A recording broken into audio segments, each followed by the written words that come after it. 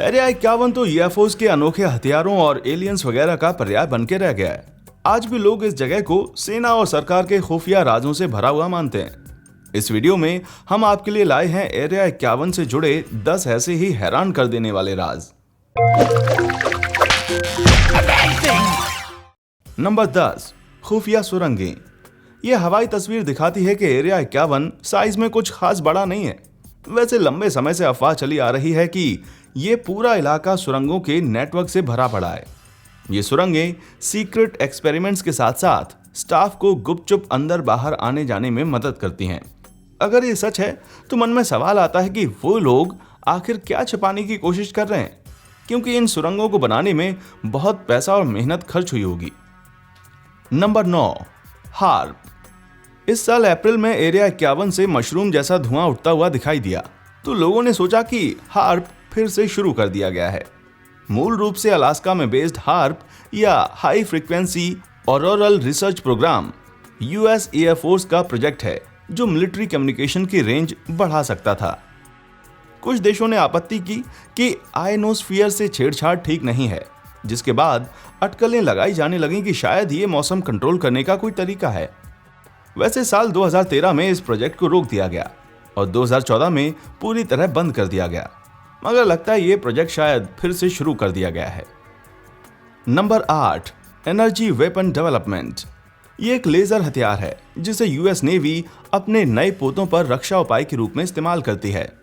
माना जाता है कि एरिया 51 में एलियंस से छीने हुए फ्रेंडली एलियंस द्वारा गिफ्ट किए गए एनर्जी वेपन्स पर सालों से रिसर्च चल रही है। अगर ये सच है तो ये टेक्नोलॉजी तो वाकई अमेरिका को फिर से दुनिया का राजा बना देगी। नंबर 7, यूएफओ की बातें छिपाना।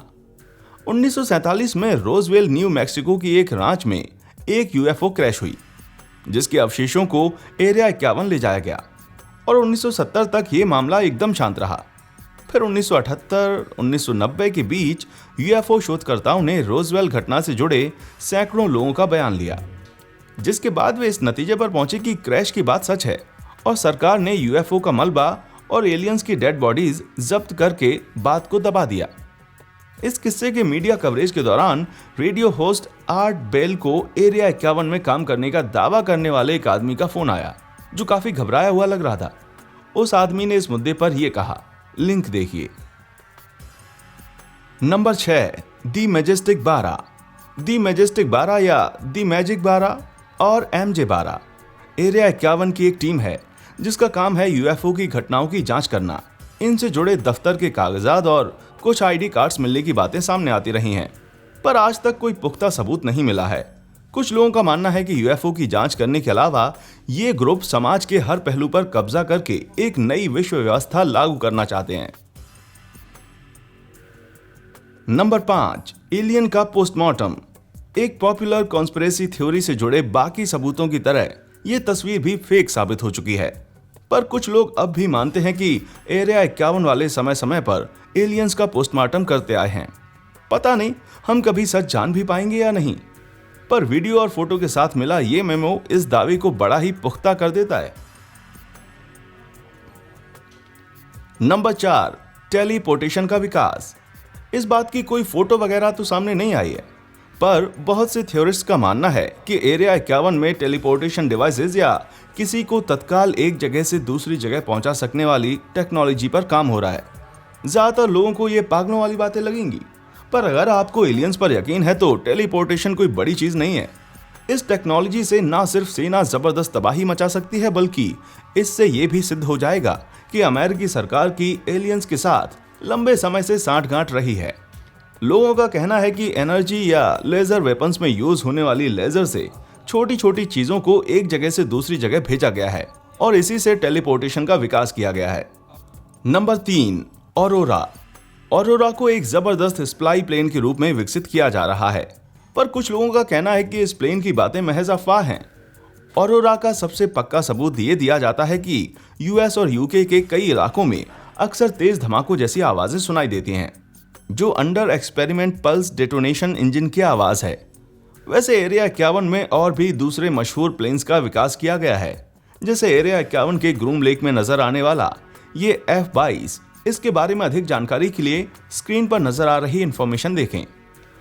Number 2, man in black. ये गुमनाम ग्रुप यूएफओ और एलियंस के बारे में गवाही देने वालों को शांत कराने के बाद लापता हो जाने के लिए जाना जाता है।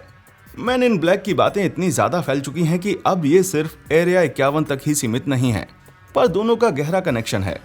अभी हाल ही में 17 अगस्त 2016 को बेनिशान पैसेंजर एयरप्लेन्स को लास वेगस के एक एयरपोर्ट से सीधे एरिया 51 के लिए उड़ान भरते हुए देखा गया।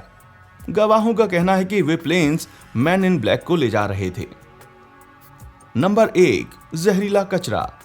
साल 2013 में CIA द्वारा एरिया 51 की मौजूदगी कबूल करने के बाद से रिलीज किए गए कागजातों से कई बातें सामने आई हैं, जैसे किस तरह एरिया 51 से लापरवाही के साथ जहरीला वेस्ट बाहर छोड़ा जा रहा था। खाइयों को केमिकल से भरकर आग लगा दी जाती थी और जहरीले धुएं हवा में छोड़े जाते थे। इतना ही नहीं, वर्कर्स से जहरीला कचरा तस्वीर में नजर आ रही ग्रूम लेक के नीचे दफनवाया गया, जिसके चलते कई वर्कर बीमार हुए और 2 की मौत हो गई। इस घटना के लिए दाखिल किए गए किसी भी मुकदमे में कोई प्रोग्रेस नहीं हुई और जब CIA ने एरिया 51 के सच होने की बात कबूली तो मुकदमे दायर करने की कानूनी समय सीमा खत्म हो चुकी थी। आपको क्या लगता है, सच क्या है? क्या एरिया 51 एलियंस का सच छिपा रहा है या ये सिर्फ एक मिलिट्री टेस्ट साइट है, जैसा कि सरकार दावा करती आई है? नीचे कमेंट्स में हमें अपनी राय जरूर बताएं।